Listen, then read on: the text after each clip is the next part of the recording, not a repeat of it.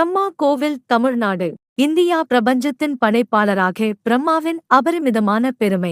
சிருஷ்டியின் மேன்மை தன்னிடம் இருந்ததால் சிவனை விட தான் மேலானதாக பிரம்மா உணர்ந்தார். இந்த பெருமை சிவனைத் தூண்டியது. அவர் பிரம்மாவின் 5வது தலையை அழித்தார். மேலும் அவர் தனது படைப்பாற்றலை இழக்க நேரிடும் என்று சபித்தார்.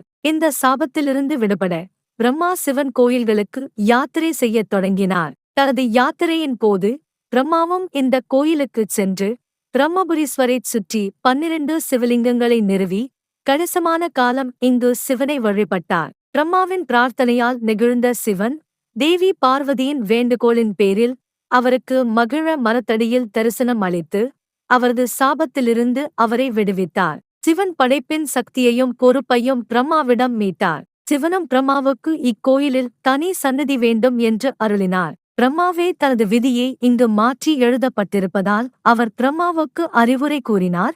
இந்த கோவிலுக்கு வரும் பக்தர்களின் விதியை அவர் மாற்றி எழுத வேண்டாம்.